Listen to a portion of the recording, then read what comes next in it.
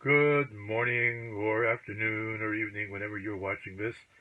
I'm going to offer a Dvar Tfilah, a little word about one of our Tfilot, one of the prayer book entries that we have, particularly for Shabbat, and that is an acrostic called El Adon. El Adon Akol HaMaasim is added to the Shabbat service as part of the blessings of light before the Shema. We have blessing of light, we have the blessing of Torah. And this blessing is not a prayer in a natural sense of the word. It's a sort of a poem.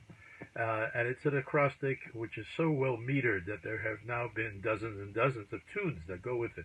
Very much the way Adon Olam works very well to be able to use many tunes. So the piyut, or liturgical poem, we see many of them in the high holy days, but certainly this is a beautiful one that talks about the possibilities of seeing the grand nature of the cosmos, of the universe, and how we are part of that. And it really talks about this idea of the Merkava. Now, the Merkava is the chariot that is seen in the book of Ezekiel, the first chapter, which I recommend to you if you've never read it. It's quite an interesting chapter. We actually read it on Shavuot, on the day that we talk about giving of the Torah.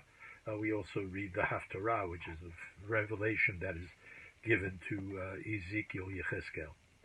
So El Adon, it goes from Aleph to Taf, A to Z, and it deals with many, many wonderful things.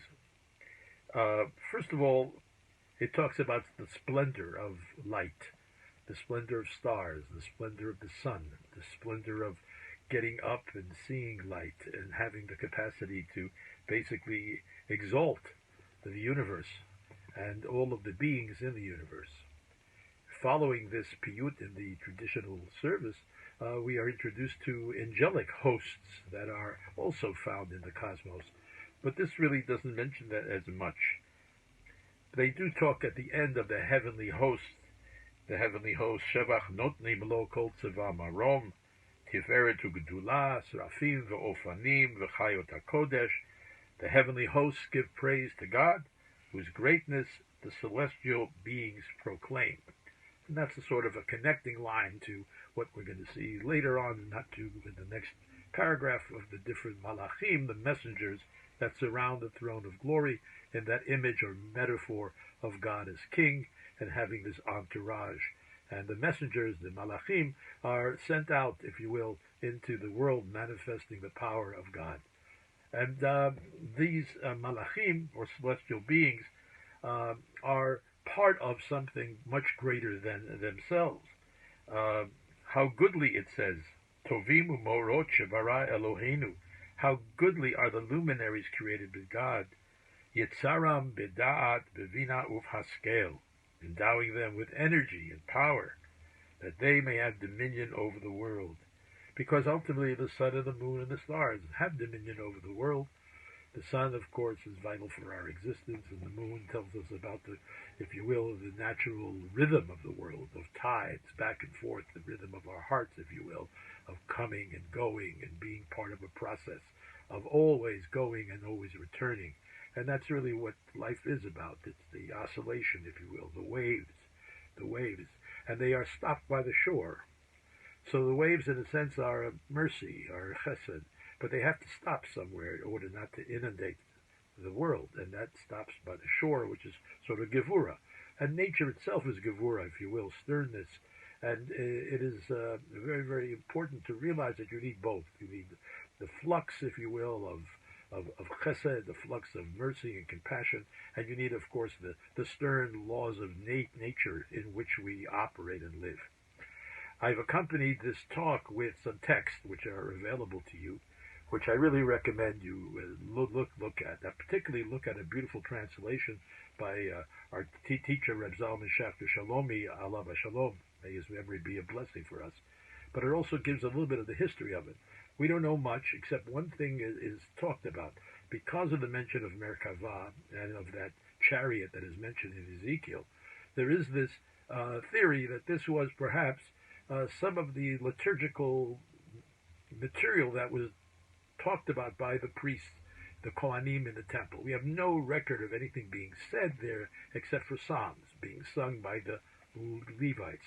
We know little about what was said at the foot or the top of an altar when there was an offering being made. We don't have that text.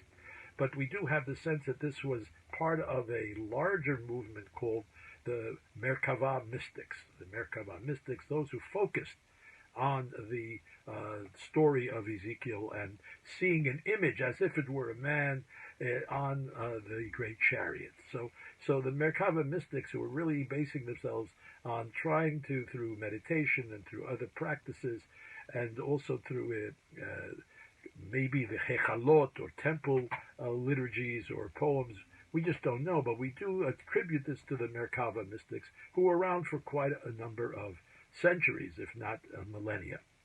And why did they concentrate on this? Because it was an attempt to show how it is possible to have a relationship with the universe, relationship with the holy within the universe, relationship with God, if you will.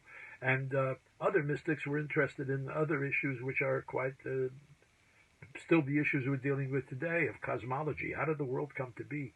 Maseh Breshit, it's called, and they have Maseh Merkava, the work of creation and the work of the Merkava. So these are wonderful opportunities for us to take a deeper look at our Siddur, our order of service. The Siddur is an anthology of the Jewish people.